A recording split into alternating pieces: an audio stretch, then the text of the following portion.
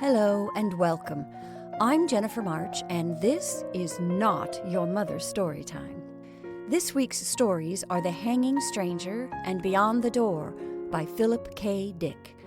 Dick was an underrated master of science fiction, in which he gravitated to writing dystopian stories. His cautionary tales, often featuring witty and gothic elements, explored the aftermath of authoritarian control and monopolistic corporations, and spooky cuckoo clocks, among other things. Many readers have been exposed to these themes through some of the movies adapted from his novels, Blade Runner, Total Recall, and Minority Report. And now, The Hanging Stranger by Philip K. Dick.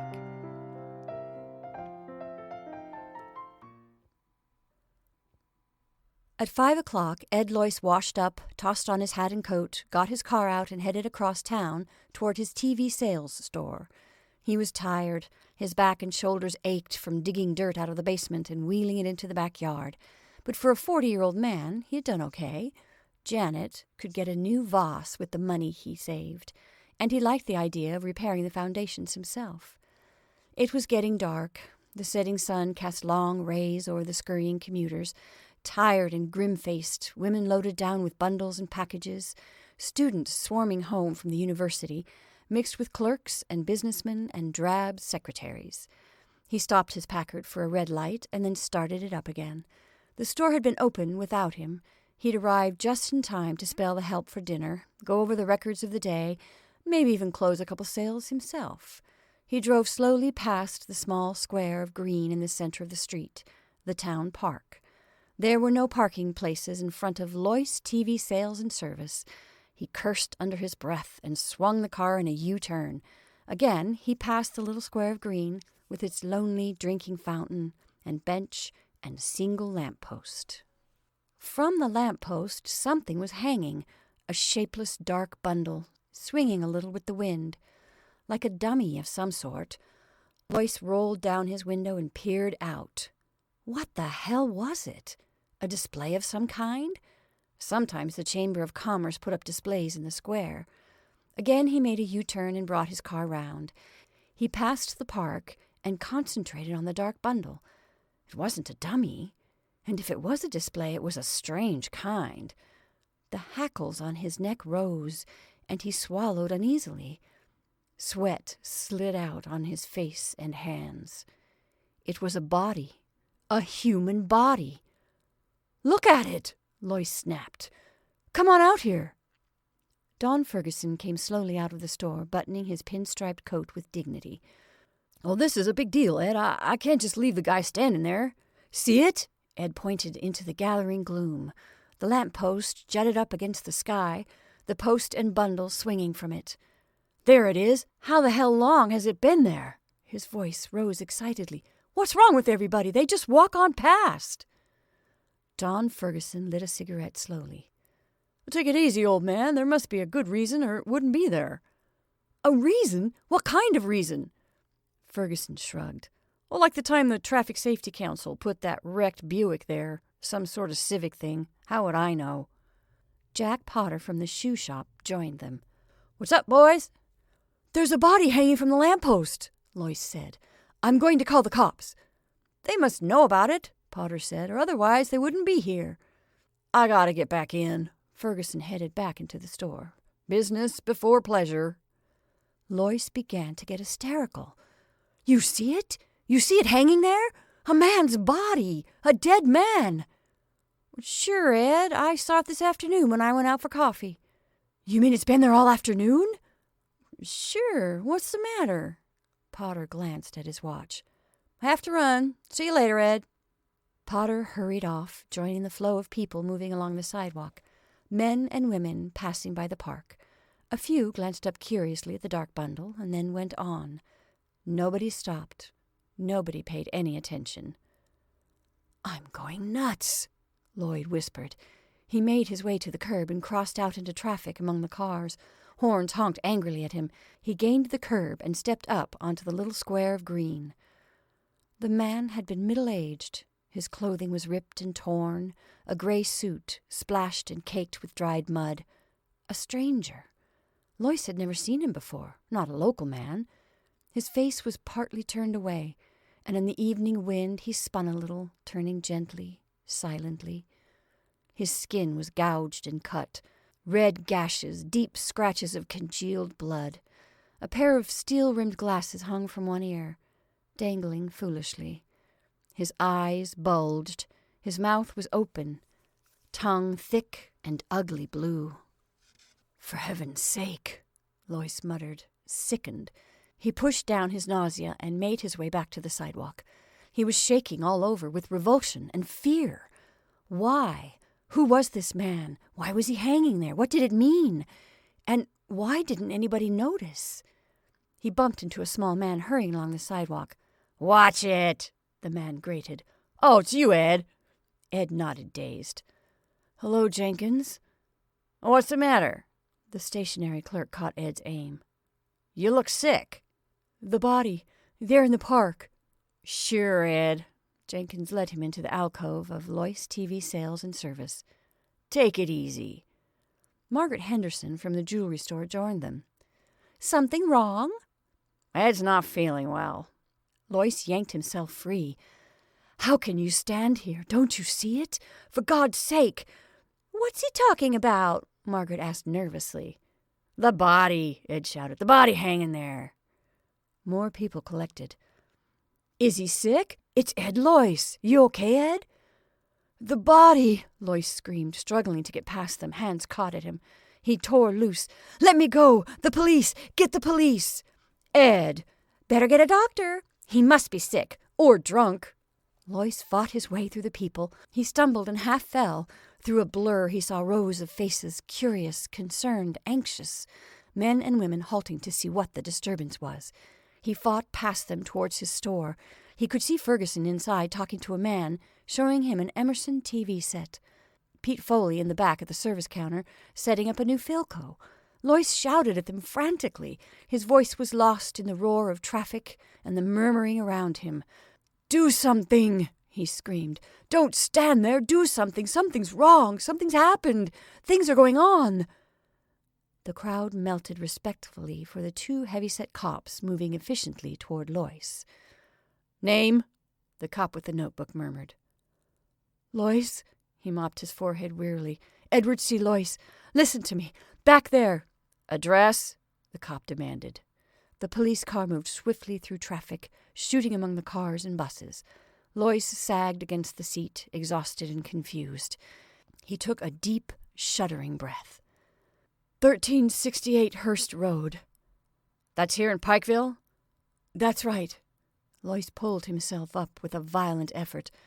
"Listen to me. Back there in the square, hanging from the lamp-post." "Where were you today?" the cop behind the wheel demanded. "Where?" Lois echoed. "You weren't in your shop, were you?" "No," he shook his head. "No, I was home, down in the basement." "In the basement?"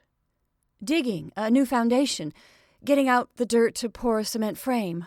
"Why? What does that have to do with—" "Was anybody else down there with you?" "No, my wife was downtown. My kids were at school." Lois looked from one heavy-set cop to the other. Hope flickered across his face. Wild hope. "You mean because I was down there I missed the explanation? I didn't get in on it like everybody else?" After a pause, the cop with the notebook said, "That's right. You missed the explanation." "Then it's official? The body, it's supposed to be hanging there?" "It's supposed to be hanging there, for everybody to see." Ed Lois grinned weakly. "Oh, good Lord. I guess I sort of went off the deep end. I thought maybe something had happened. You know, something like the Ku Klux Klan. Some kind of violence. Communists or fascists taking over." He wiped his face with his breast pocket handkerchief, his hands shaking. "I'm glad to know it's on the level." "It's on the level." The police car was getting near the Hall of Justice. The sun had set. The streets were gloomy and dark. The lights had not yet come on. "I feel better," Lois said. "I was pretty excited there for a minute. I guess I got all stirred up. Now I understand. There's no need to take me in, is there?" The two cops said nothing. "I should be back at my store. The boys haven't had dinner. I'm all right now. No more trouble. Is there any need of—" "This won't take long," the cop behind the wheel interrupted. "A short process, only a few minutes." "Well, I hope it's short," Lois muttered. The car slowed down for a stoplight. "I guess I sort of disturbed the peace. Funny, getting excited like that and—" Lois yanked the door open. He sprawled out into the street and rolled to his feet. Cars were moving all around him, gaining speed as the light changed. Lois leaped onto the curb and raced among the people, burrowing into the swarming crowds. Behind him he heard sounds, shouts, people running. They weren't cops. He had realized that right away. He knew every cop in Pikeville. A man couldn't own a store, operate a business in a small town for 25 years without getting to know all the cops. They weren't cops, and there hadn't been any explanation. Potter, Ferguson, Jenkins, none of them knew why it was there. They didn't know, and they didn't care. That was the strange part. Lois ducked into a hardware store. He raced toward the back, past the startled clerks and customers, into the shipping room and through the back door.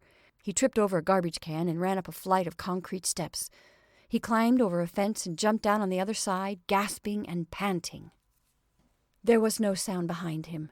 He had got away.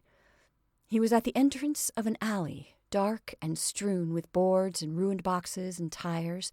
He could see the street at the far end. A street light wavered and came on. Men and women, stores, neon signs, cars. And to his right, the police station. He was close, terribly close. Past the loading platform of a grocery store rose the white concrete side of the Hall of Justice. Barred windows, the police antenna. A great concrete wall rising up in the darkness. A bad place for him to be near. He was too close. He had to keep moving, get farther away from them. Them? Lois moved cautiously down the alley. Beyond the police station was the city hall, the old-fashioned yellow structure of wood and gilded brass and broad cement steps. He could see the endless rows of offices, dark windows, the cedars and beds of flowers on each side of the entrance. And something else. Above the city hall was a patch of darkness, a cone of gloom denser than the surrounding night, a prism of black that spread out and was lost into the sky. He listened. Good God, he could hear something that made him struggle frantically to close his ears, his mind, to shut out the sound. A buzzing, a distant, muted hum like a great swarm of bees. Lois gazed up, rigid with horror, the splotch of darkness hanging over the city hall. Darkness so thick it seemed almost solid. In the vortex, something moved. Flickering shapes. Things descending from the sky, pausing momentarily over the city hall, fluttering over it in a dense swarm, and then dropping silently onto the roof. Shapes. Fluttering shapes from the sky, from the crack of darkness that hung above him. He was seeing them. For a long time, Lois watched, crouched behind a sagging fence in a pool of scummy water. They were landing, coming down in groups, landing on the roof of the city hall and disappearing inside. They had wings, like giant insects of some kind. They flew and fluttered and came to rest, and then crawled crab fashion sideways across the roof and into the building. He was sickened and fascinated. Cold night wind blew all around him, and he shuddered. He was tired, dazed with shock. On the front steps of the city hall were men standing here and there, groups of men coming out of the building and halting for a moment before going on. Were they more of them? It didn't seem possible. What he saw descending from the black chasm weren't men. They were alien from some other world, some other dimension, sliding through this slit, this break in the shell of the universe, entering through this gap, winged insects from another realm of being. On the steps of City Hall, a group of men broke up. A few moved toward a waiting car. One of the remaining shapes started to re-enter the City Hall. It changed its mind and turned to the other fellows. Lois closed his eyes in horror. His senses reeled. He hung on tight, clutching at the sagging fence. The shape, the man shape, had abruptly fluttered up and flapped after the others. It flew to the sidewalk and came to rest among them. Pseudo-men, imitation men, insects with ability to disguise themselves as men, like other insects familiar to Earth. Protective coloration. Mimicry. Lois pulled himself away. He got slowly to his feet. It was night. The alley was totally dark. But maybe they could see in the dark. Maybe darkness made no difference to them. He left the alley cautiously and moved out into the street. Men and women flowed past, but not so many now. At the bus stop stood waiting groups. A huge bus lumbered along the street, its lights flashing in the evening gloom. Lois moved forward. He pushed his way among those waiting, and when the bus halted, he boarded it and took a seat in the rear, by the door. A moment later, the bus moved into life and rumbled down the street. Lois relaxed a little. He studied the people around him, dulled, tired faces. People going home from work. Ordinary, quite ordinary faces. None of them paid any attention to him. All sat quietly, sunk down in their seats, jingling with the motion of the bus. The man sitting next to him unfolded a newspaper. He began to read the sports section, his lips moving. An ordinary man. Blue suit, tie, a businessman or salesman, on his way home to his wife and family. Across the aisle, a young woman, perhaps 20, dark eyes and hair, a package on her lap, nylons and heels, red coat and white Angora sweater, gazing absently ahead of her. A high school boy in jeans and black jacket. A great triple-chinned woman with an immense shopping bag loaded with packages and parcels, her thick face dim with weariness. Ordinary people, the kind that rode the bus every evening, going home to their families, to dinner. Going home, with their minds dead, controlled, filmed over with the mask of an alien being that had appeared and taken possession of them, their town, their lives, himself too, except that he happened to be deep in his cellar instead of in the store. Somehow he had been overlooked. They had missed him. Their control wasn't perfect, foolproof. Maybe there were others. Hope flickered in Lois. They weren't omnipotent. They had made a mistake, not got control of him. Their net, their field of control, had passed over him. He had emerged from his cellar as he had gone down. Apparently their power zone was limited. A few seats down the aisle, a man was watching him. Lois broke off his chain of thought. A slender man with dark hair and a small mustache, well-dressed, brown suit and shiny shoes, a book between his small hands. He was watching Lois, studying him intently. He turned quickly away. Lois tensed. One of them, or another they had missed. The man was watching him again. Small, dark eyes, alive and clever. Shrewd.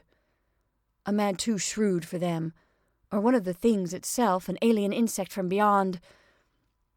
The bus halted. An elderly man got on slowly and dropped his token into the box. He moved down the aisle and took a seat opposite Lois. The elderly man caught the sharp-eyed man's gaze. For a split second, something passed between them. A look rich with meaning. Lois got to his feet. The bus was moving. He ran to the door, one step down into the well. He yanked the emergency door release. The rubber door swung open. "Hey!" the driver shouted, jamming on the brakes. "What the hell?" Lois squirmed through. The bus was slowing down, houses on all sides, a residential district, lawns and tall apartment buildings. Behind him, the bright-eyed man had leaped up. The elderly man was also on his feet. They were coming after him. Lois leaped. He hit the pavement with terrific force and rolled against the curb. Pain lapped over him. Pain and a vast tide of blackness. Desperately, he fought it off. He struggled to his knees and then slid down again. The bus had stopped. People were getting off. Lois groped around. His fingers closed over something, a rock lying in the gutter. He crawled to his feet, grunting with pain. A shape loomed before him. A man, the bright-eyed man with the book. Lois kicked. The man gasped and fell. Lois brought the rock down. The man screamed and tried to roll away. "Stop! For God's sake, listen!" He struck again. A hideous crunching sound. The man's voice cut off and dissolved in a bubbling wail. Lois scrambled up and back. The others were there now, all around him. He ran awkwardly down the sidewalk, up a driveway. None of them followed him. They had stopped and were bending over the inert body of the man with the book, the bright-eyed man who had come after him. Had he made a mistake? But it was too late to worry about that. He had to get out, away from them, out of Pikeville, beyond the crack of darkness, the rent between their world and his. "Ed?" Janet Lois backed away nervously. "What is it? What?" Ed Lois slammed the door behind him and came into the living room. "Pull down the shades, quick!" Janet moved toward the window. "But—" "Do as I say. Who else is here besides you?" "Nobody, just the twins. They're upstairs in their room. What happened? You look so strange. Why are you home?" Ed locked the front door. He prowled around the house, into the kitchen. From the drawer under the sink, he slid out the big butcher knife and ran his finger along it. Sharp. Plenty sharp. He returned to the living room. "Listen to me," he said. "I don't have much time. They know I escaped, and they'll be looking for me." "Escaped?" Janet's face twisted with bewilderment and fear. "Who?" "The town has been taken over. They're in control. I've got it pretty well figured out. They started at the top, at City Hall and Police Department. What they did with the real humans, they—" "What are you talking about?" "We've been invaded from some other universe, some other dimension. They're insects, mimicry, and more. Power to control minds. Your mind." "My mind?" "Their entrance is here in Pikeville. They've taken over all of you, the whole town, except me. We're up against an incredibly powerful enemy, but they have their limitations. That's our hope. They're limited. They can make mistakes." Janet shook her head. "I don't understand, Ed. You must be insane." "Insane? No, just lucky. If I hadn't been down in the basement, I'd be like all the rest of you." Lois peered out the window. "But I can't stand here talking. Get your coat." "My coat?" "We're getting out of here, out of Pikeville. We've got to get help. Fight this thing. They can be beaten. They're not infallible.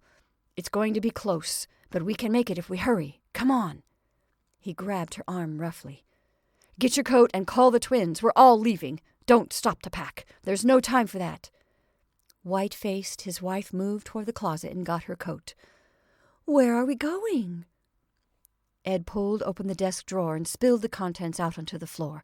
He grabbed up a road map and spread it open. "They'll have the highway covered, of course, but there's a back road to Oak Grove. I got onto it once. It's practically abandoned. Maybe they'll forget about it." "The old ranch road? Oh, good Lord, it's completely closed. Nobody's supposed to drive over it." "I know." Ed thrust the map grimly into his coat. "That's our best chance. Now call down the twins and let's get going. Your car's full of gas, isn't it?" Janet was dazed.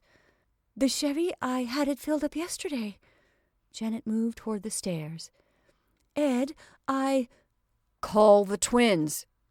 Ed unlocked the front door and peered out. Nothing stirred. No sign of life. All right so far. "Come on downstairs," Janet called in a wavering voice. We're going out for a while." "Now?" Tommy's voice came. "Hurry up," Ed barked. "Get down here, both of you." Tommy appeared at the top of the stairs. "I was doing my homework. We're starting fractions. Miss Parker says if we don't get this done—" "You can forget about fractions." Ed grabbed his son as he came down the stairs and propelled him toward the door. "Where's Jim?" "He's coming." Jim started slowly down the stairs. "What's up, Dad?" "We're going for a ride." "A ride? Where?" Ed turned to Janet. "We'll leave the lights on and the TV set. Go turn it on." He pushed her toward the set. "So they'll think we're still—" He heard the buzz and dropped instantly, the long butcher knife out.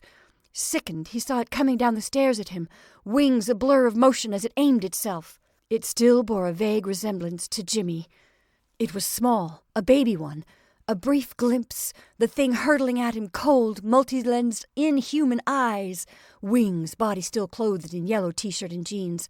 The mimic outline still stamped on it. A strange half-turn of its body as it reached him. What was it doing? A stinger. Lois stabbed wildly at it. It retreated, buzzing frantically. Lois rolled and crawled toward the door. Tommy and Janet stood still as statues, faces blank, watching without expression. Lois stabbed again. This time the knife connected. The thing shrieked and faltered.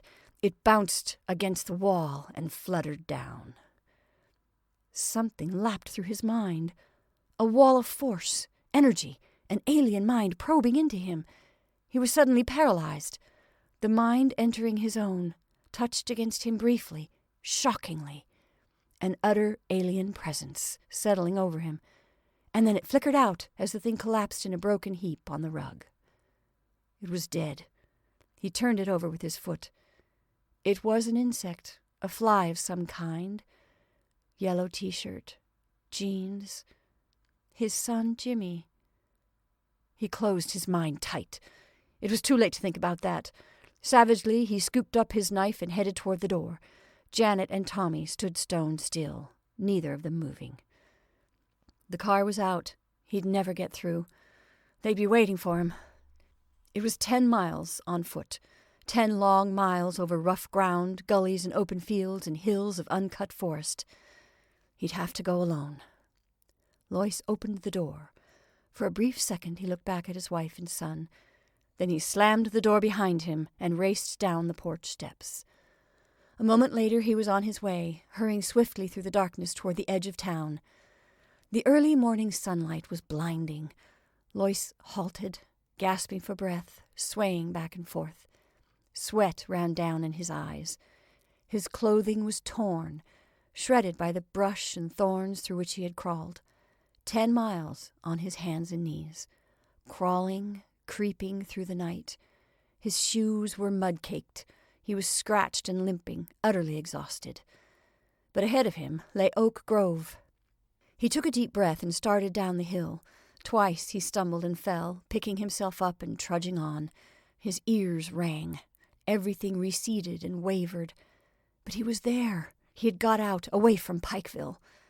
A farmer in a field gaped at him. From a house a young woman watched in wonder. Lois reached the road and turned onto it. Ahead of him was a gas station and a drive-in, a couple of trucks, some chickens pecking in the dirt, a dog tied with a string. The white-clad attendant watched suspiciously as he dragged himself up to the station. "Thank God." He caught hold of the wall. "I didn't think I was going to make it. They followed me most of the way. I could hear them buzzing and flitting around behind me." "Well, what happened?" the attendant demanded. "You in a wreck? A hold-up?" Lois shook his head wearily. "They have the whole town, the city hall and the police station. They hung a man from the lamp-post. That was the first thing I saw. They've got all the roads blocked. I saw them hovering over the cars coming in. About 4 this morning I got behind them. I knew it right away. I could feel them leave. And then the sun came up." The attendant licked his lip nervously. "Well, you're out of your head. I better get a doctor." "Get me to Oak Grove," Lois gasped. He sank down on the gravel. "We've got to get started, cleaning them out. Got to get started right away." They kept a tape recorder going all the time he talked. When he had finished, the commissioner snapped off the recorder and got to his feet. He stood for a moment, deep in thought. Finally, he got out his cigarette and lit it up slowly, a frown on his beefy face. "You don't believe me," Lois said. The commissioner offered him a cigarette. Lois pushed it impatiently away. "Suit yourself." The commissioner moved over to the window and stood for a time looking out at the town of Oak Grove. "I believe you," he said abruptly. Lois sagged. "Thank God." "So you got away," the commissioner shook his head. "You were down in your cellar instead of at work. A freak chance. 1 in a million." Lois sipped some of the black coffee they had brought him. "I have a theory," he murmured. "What is it?" "About them, who they are. They take over one area at a time, starting at the top, the highest level of authority, working down from there in a widening circle. When they're firmly in control, they go on to the next town. They spread slowly, very gradually. I think it's been going on for a long time." A long time? Thousands of years. I don't think it's new. Why do you say that? When I was a kid, a picture they showed us in Bible League, a religious picture, an old print, the enemy gods, defeated by Jehovah. Moloch, Beelzebub, Moab, Baalin, Ashtaroth. So? They were all represented by figures. Lois looked at the commissioner. Beelzebub was represented as a giant fly. The commissioner grunted. An old struggle. They've been defeated. The Bible is an account of their defeats. They make gains, but finally they're defeated. Why defeated? They can't get everyone. They didn't get me. And they never got the Hebrews. The Hebrews carried the message to the whole world. The realization of the danger. The 2 men on the bus, I think they understood. He had escaped like I did. He clenched his fists. I killed one of them. I made a mistake. I was afraid to take a chance. The commissioner nodded. Yes, they undoubtedly had escaped, as you did. Freak accidents. But the rest of the town was firmly in control. He turned from the window. Well, Mr. Lois, you seem to have figured everything out. Not everything. The hanging man. The dead hanging man from the lamppost. I don't understand that. Why? Why did they deliberately hang him there? That would be simple. The commissioner smiled faintly. Bait. Lois stiffened. His heart stopped beating. Bait? What do you mean? To draw you out. Make you declare yourself, so they'd know who was under control and who had escaped. Lois recoiled with horror. Then they expected failures. They anticipated... He broke off. They were ready with a trap. And you showed yourself. You reacted. You made yourself known. The commissioner abruptly moved toward the door. Come along, Lois. There's a lot to do. We must get moving. There's no time to waste. Lois started slowly to his feet, numbed. And the man? Who was the man? I never saw him before. He wasn't a local man. He was a stranger, all muddy and dirty, his face cut, slashed. There was a strange look on the commissioner's face as he answered. Maybe, he said softly, you'll understand that too. Come along with me, Mr. Lois. He held the door open, his eyes gleaming. Lois caught a glimpse of the street in front of the police station. Policemen, a platform of some sort, a telephone pole, and a rope. Right this way, the commissioner said, smiling coldly. As the sun set, the vice president of the Oak Grove Merchants Bank came up out of the vault, threw the heavy time locks, and put on his hat and coat, and hurried outside onto the sidewalk. Only a few people were there, hurrying home to dinner. Good night, the guard said, locking the door after him. Good night, Clarence Mason murmured. He started along the street toward his car. He was tired. He had been working all day down in the vault, examining the layout of the safety deposit boxes to see if there was room for another tier. He was glad to be finished. At the corner, he halted. The street lights had not yet come on. The street was dim. Everything was vague. He looked around and froze. From the telephone pole in front of the police station, something large and shapeless hung. It moved a little with the wind. What the hell was it? Mason approached it warily. He wanted to get home. He was tired and hungry. He thought of his wife, his kids, a hot meal on the dinner table. But there was something about the dark bundle, something ominous and ugly. The light was bad. He couldn't tell what it was. Yet it drew him on, made him move closer for a better look. The shapeless thing made him uneasy. He was frightened by it. Frightened and fascinated. And the strange part was that nobody else seemed to notice it.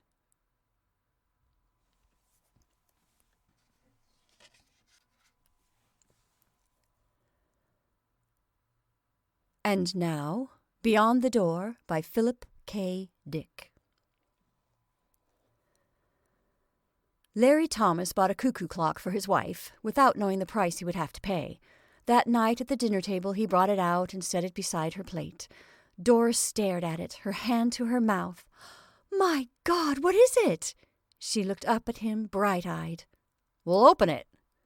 Doris tore the ribbon and paper from the square package with her sharp nails, her bosom rising and falling. Larry stood watching her as she lifted the lid. He lit a cigarette and leaned against the wall. "A cuckoo clock!" Doris cried. "A real cuckoo clock like my mother had!" She turned the clock over and over. "Just like my mother had when Pete was still alive." Her eyes sparkled with tears. "It was made in Germany," Larry said. After a moment he added, "Carl got it for me wholesale. He knows some guy in the clock business. Otherwise I wouldn't have—" He stopped. Doris made a funny little sound. "I mean, otherwise I wouldn't have been able to afford it." He scowled.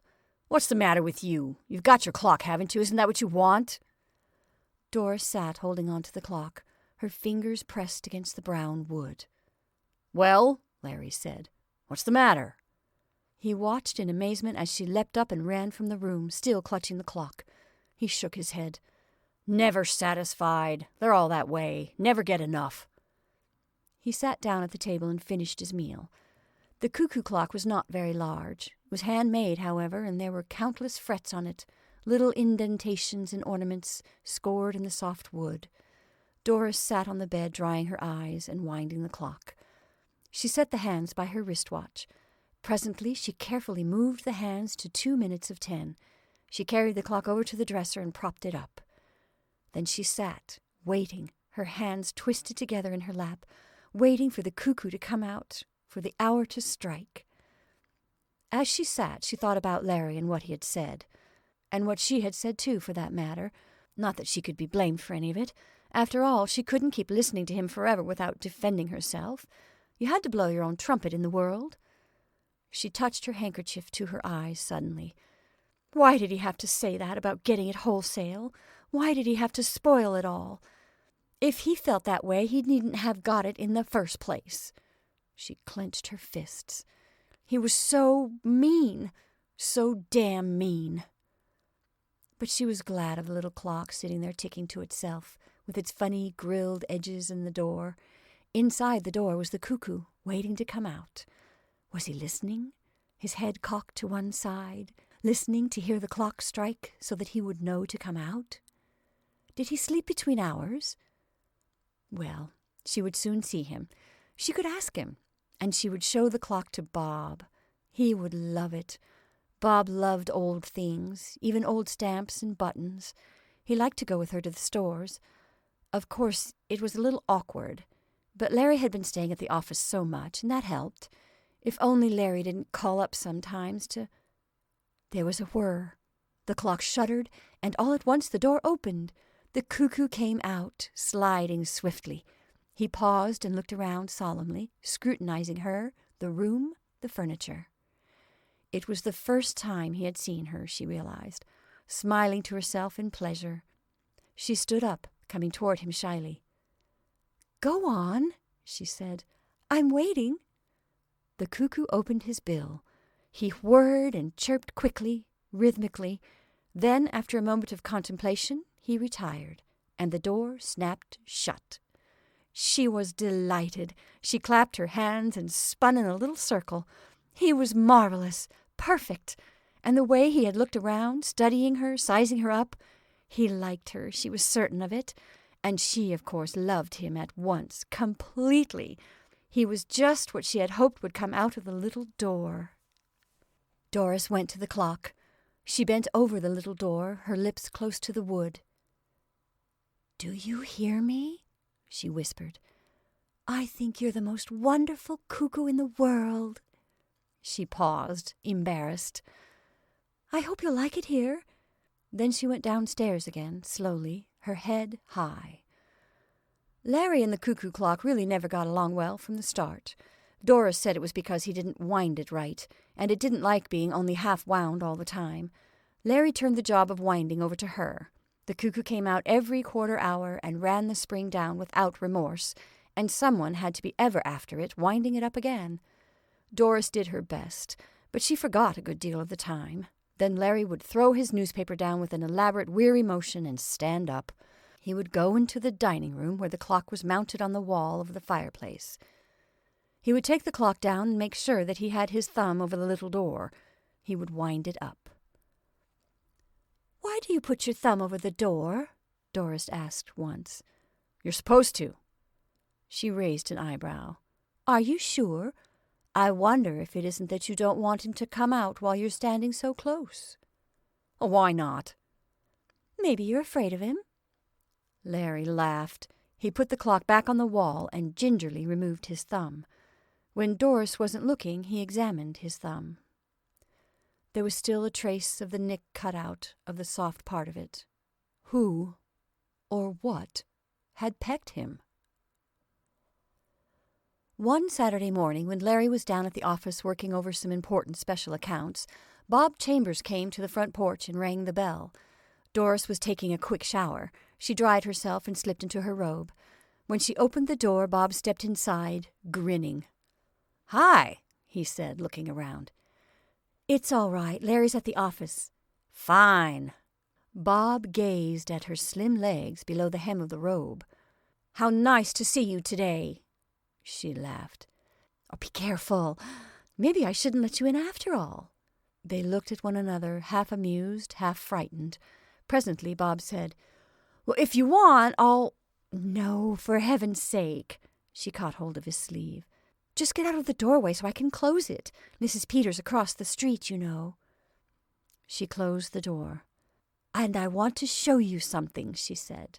"You haven't seen it." He was interested. "An antique, or what?"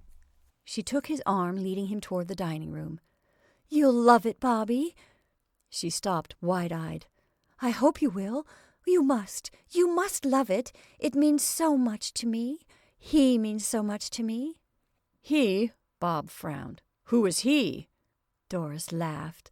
"You're jealous. Come on." A moment later they stood before the clock, looking up at it. "He'll come out in a few minutes. Wait until you see him. I know you two will get along just fine." "What does Larry think of him?" "They don't like each other. Sometimes when Larry's here, he won't come out. Larry gets mad if he doesn't come out on time. He says—" "Says what?" Doris looked down.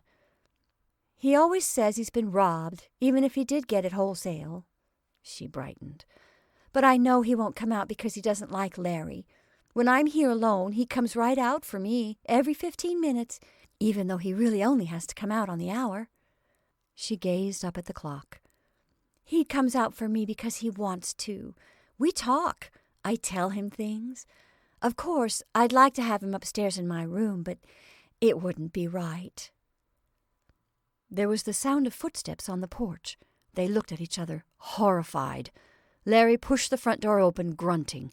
He set his briefcase down and took off his hat. Then he saw Bob for the first time.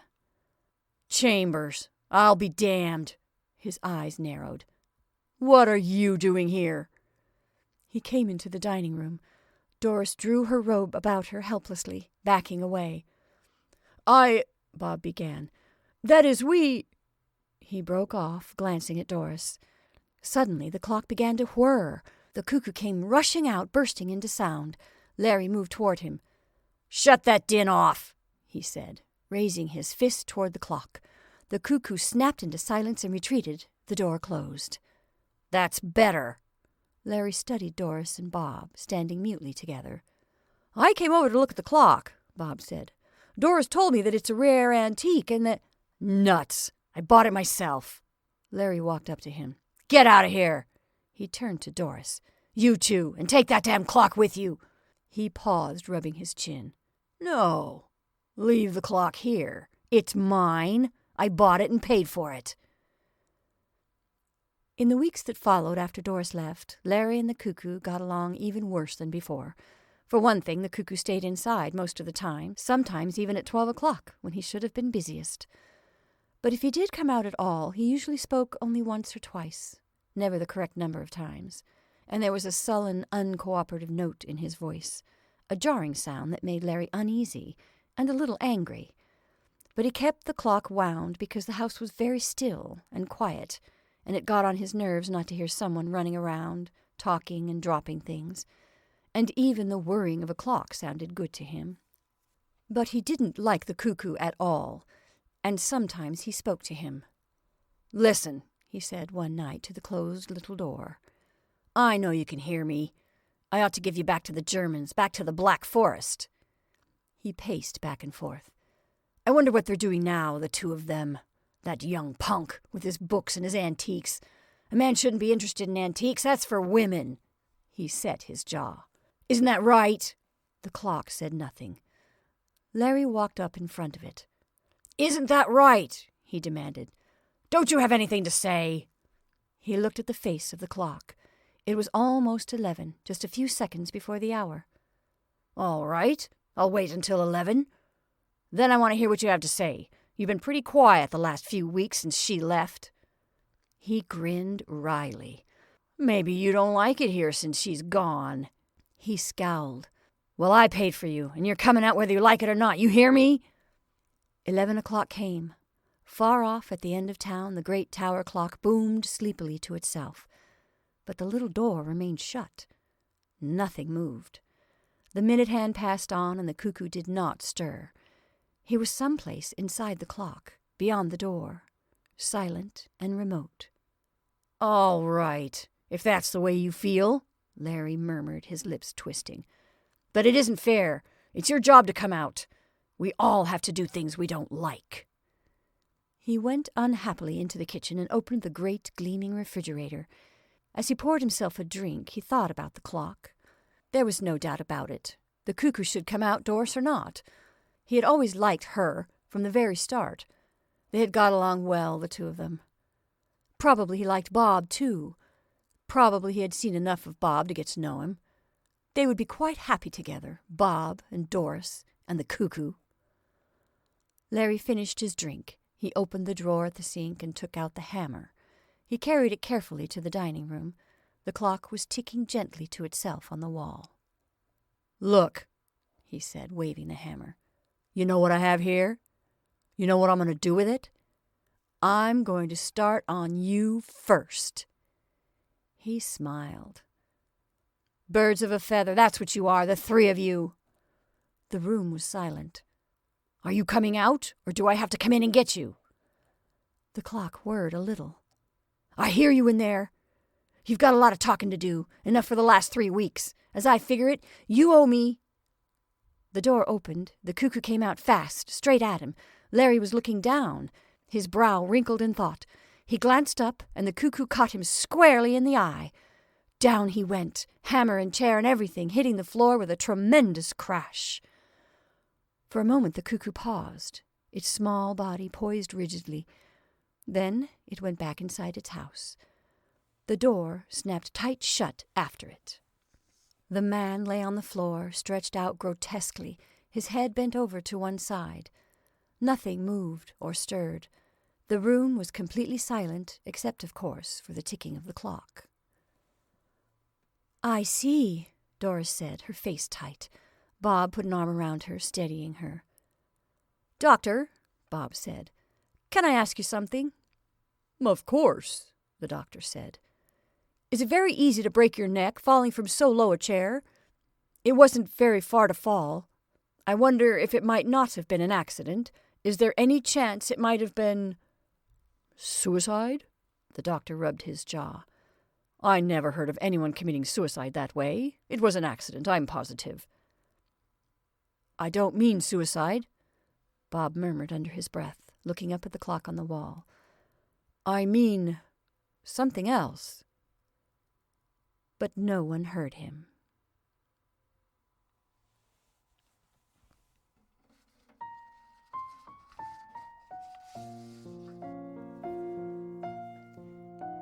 And that's our stories for this evening. I hope you enjoyed The Hanging Stranger and Beyond the Door by Philip K. Dick. Thank you for listening. I'm Jennifer March, and this is not Your Mother's Story Time.